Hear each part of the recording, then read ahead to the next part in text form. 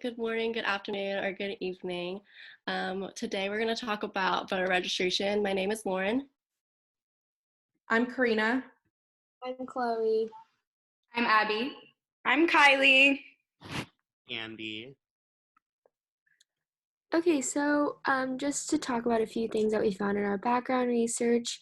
One interesting thing we found in our research was that previous research that has been conducted found that a lot of unregistered students felt that they shouldn't vote because they felt insecure about their political knowledge. And so that's something that we'll be touching on again later. Data from the 2016 election also showed that there were more than 250 million Americans who are of the voting age that did not partake in the elections at all, which is a pretty big chunk of the American population. And then also many Americans do not take advantage of the power that we have in voting, and then will continue to complain about the outcome after the election, even though they didn't do anything to kind of change that. We also found that 13% of these unregistered voters are generally younger and more, or those who are unregistered that are generally younger and more civically engaged say that they will be more motivated to register in the future because of the outcomes that they've seen in their lives.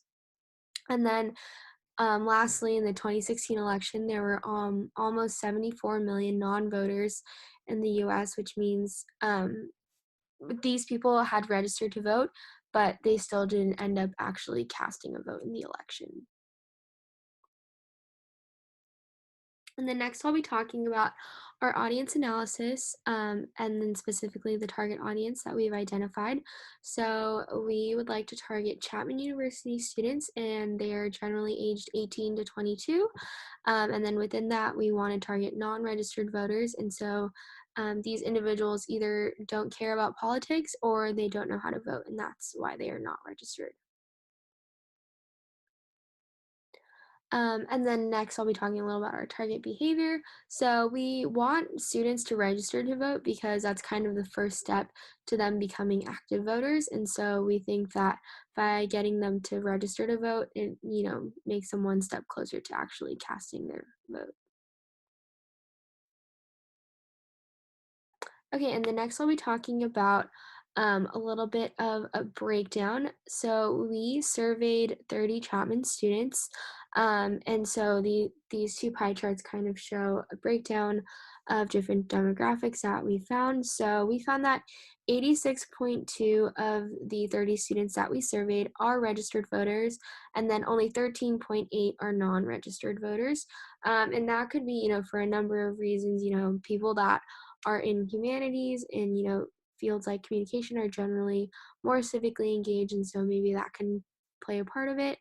And then in terms of political parties, we found that 65.5% of the students were registered Democrats, 20.7% were independent voters, 3.9% were Republican, 3.9% were Libertarian, and then 7% did not identify with any political party.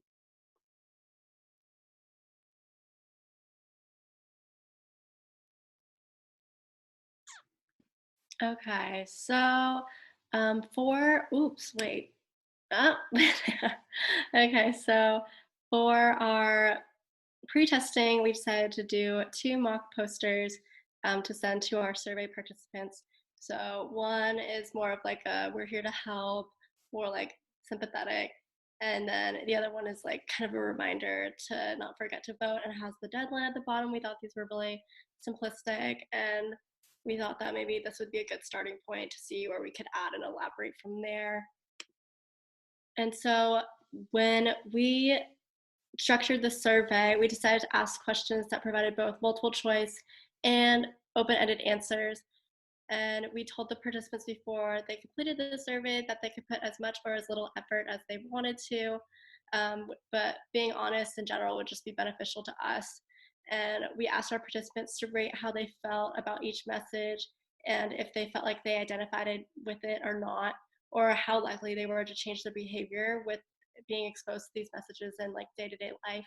And then we also asked about our hashtag see you at the polls. And so from there, we got these results. So overall, people liked poster number 1 over poster number 2.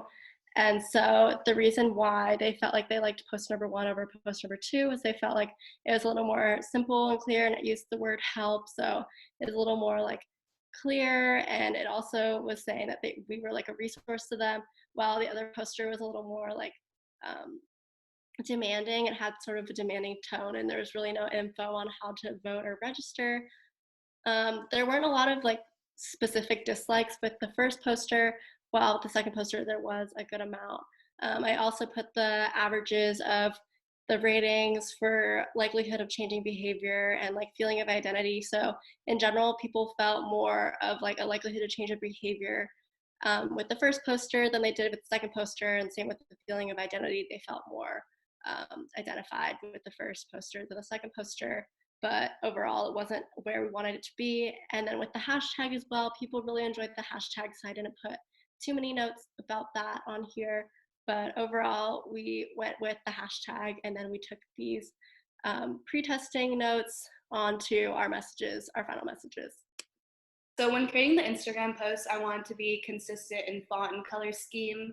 I alternated between 3 fonts and kept the colors light blue, dark blue, white, and red.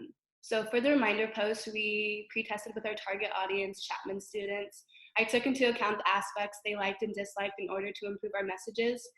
So for poster 1, the message says, need help with voter registration, we are here to help. Click the link in our bio or go to registertovote.ca.gov, which is the voter registration link. And pre-testing, the audience positively responded to this message, especially the word help, so I kept the contents of the message the same. The audience disliked the blank space and text size, so I changed the layout of the post. This message uses the theory of planned behavior and focuses on self-efficacy, because we want to make the target audience feel like this is an easy process that they can do on their own. If they need help, we are here to assist. So for the second poster, the audience did not positively respond to this message in the pre-testing, so I scrapped the idea and came up with a less threatening message. The message says, just a reminder, the deadline for voter registration is October 20th and includes the voter registration link. I use suggestive words like just a reminder instead of words like you must to avoid psychological reactance, because the feeling of freedom or choice is important. Next slide. So the event posters, so for the first event, it's called Party Colors Spirit Day, where we are trying to encourage students to wear either red or blue for their party on the day of the tug of war event. The next graphic is for the tug of war rival event between the Democrat and the Republican club. I had the Democrat donkey cartoon and the Republican elephant cartoon pulling the rope to represent the tug of war game we're going to have. For both event posts, I tried to use fun fonts and graphics to draw the viewer in. If the message is more intriguing, then it will be processed through the central root of the elaboration likelihood model, allowing for the information of the post to be fully processed and thus having them consider going to our event. Next is the rival posts. For the rival post, the rivalry we created is between the Chapman Democrat Club and the Republican Club to see who can get more students to register to vote. The first message shows a checklist with 3 steps, which are the 3 things you need to help your party win. The next post has more information of what you do once you register and how to make your vote count towards your party's team. These messages use identity theory, rational characteristics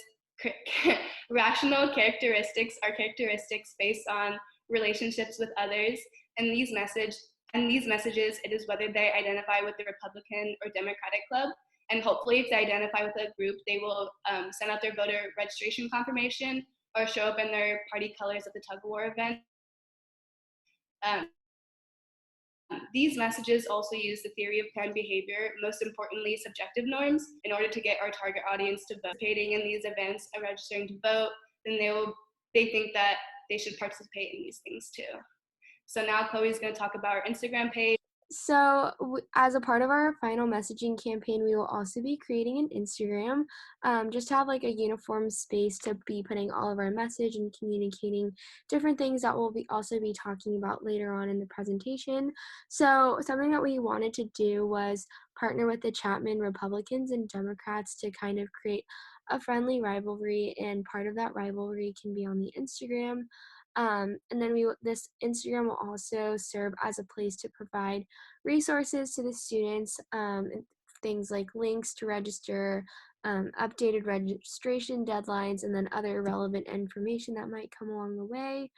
We also chose See You at the Polls as the account username, because it shows the students that it specifically targets Chapman students and also their identity as Chapman students. We also decided to use patriotic colors in our feed, which helps with color association and just associating our Instagram with voting. And then we will also be posting fun facts relating to voting before the election. So hi everyone, we decided that we were going to incorporate an event into our campaign. We think this is essential to a campaign, as a fun event brings everyone together, and it's just a great way of getting everyone involved and making sure that people show out and do the planned behavior that we want them to do. So we're going to call this day Party Color Spirit Day, which Abby talked about briefly in her slides. For this event, we're going to be playing tug of war between the two parties, Democrat and Republican. Like I said, this is a great way to get everyone to show a little spirit after they are registered. So those who will be able to participate will be Chapman students who have registered to vote prior to the event. What I mean by this is we will be tabling and we will be having iPads to, just allow people to register in the piazza, or they can show us that they have been registered anytime prior to the event. It doesn't have to be through us.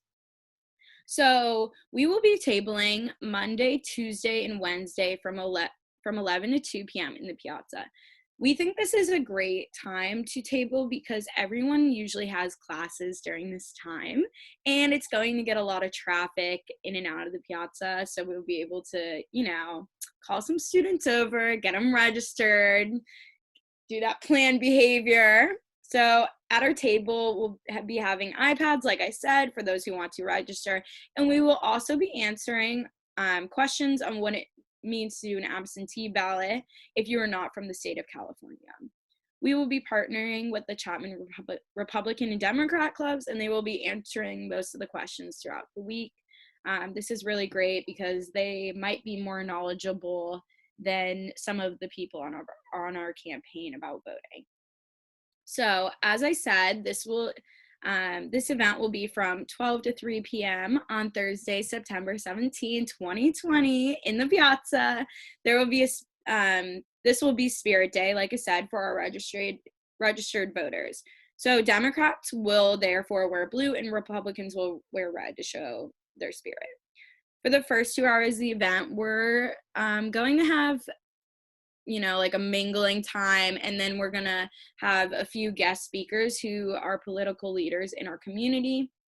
These political leaders will be picked by the Republican and Democrat club. We're gonna have a mix of parties in there, so we're not discriminating against any one view.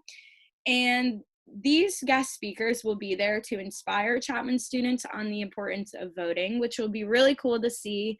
And I think it will get a lot of people to show up and listen to our speakers. We're thinking that about 2 p.m. we will then start the wave of the tug of war games. We'll be splitting up the party's team members, and we will be doing multiple waves of tug of war. And of course, whoever gets the most wins will win something. It's really exciting. They're going to win bragging rights and, drum roll, patriotic themed cupcakes. Woo! As for some logistics on how we're going to get the word of our event out there, we will be advertising it in the one and only Jerry Price's email. This will, be telling people about our tabling times and the event. And I know Jerry Price's email gets a lot of traffic, and it is credible. So that would be a great way to advertise our event. We'll also be hyping up this post on Instagram, our Instagram at See You at the Polls. And then we will also be partnering with SGA at Chapman and, like I said before, the Chapman Republican and Democrat clubs.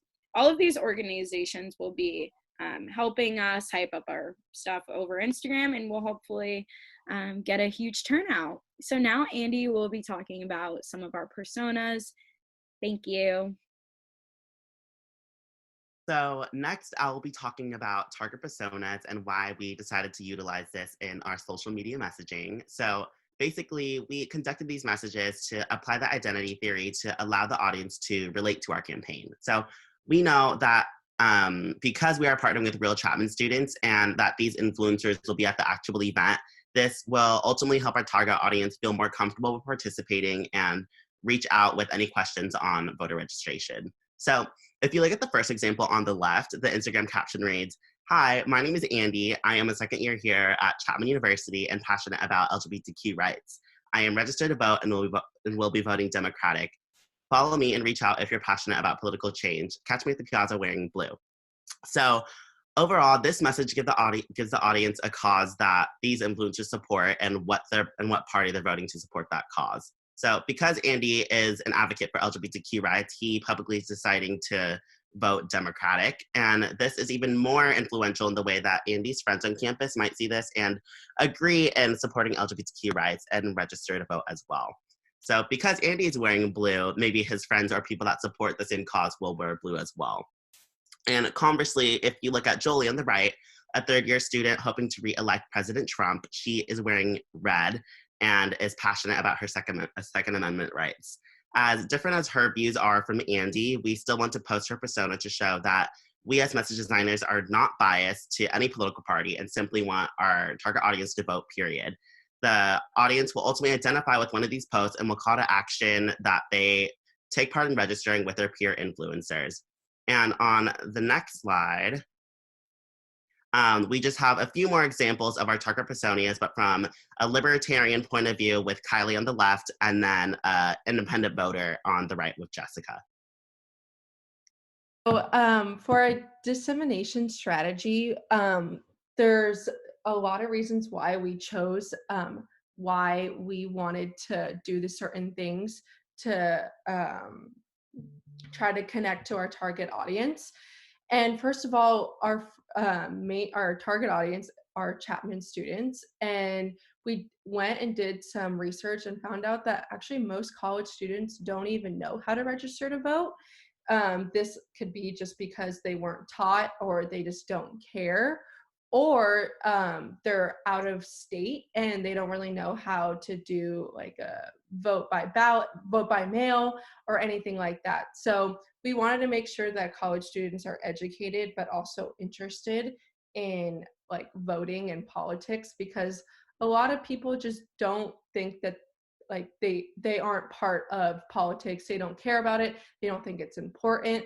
And that's why we wanted to do target personas, to show that like there's different types of people and people have different opinions on everything, and that it doesn't matter about whether you're Republican, Democrat, or even an independent party. We just want people to register, and that's like our main target behavior that we want our target audience to be doing. So using the target personas can really help people be like, oh, like I can relate to Andy, like he seems like, you know, I'm gay, I'm Democrat, and I feel like I can talk to him and think about like what he has, his ideas. And you know, we wanted to show that like it's okay that you're different, it doesn't matter what party you're in or what you believe in.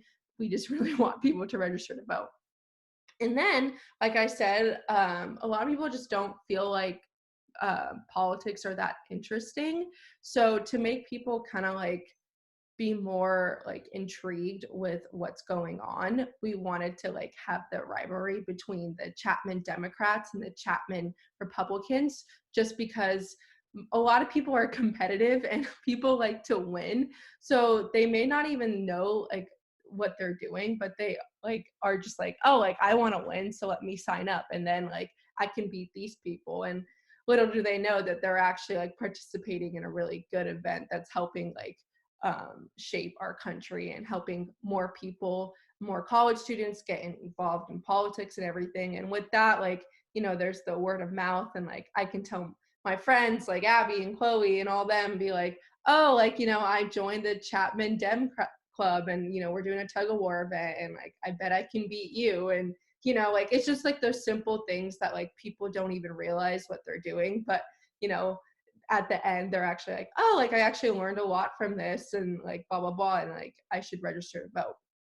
And then also we wanted to use Instagram as our social media platform just because it is the most used platform to this day. And like most people, most college students and most Chapman students have Instagram. So we felt like using Instagram was the best way to disseminate our campaign, and so people can see and like we can share it, use the Instagram stories and everything like that. It's just a great platform to get what we want out to our target audience.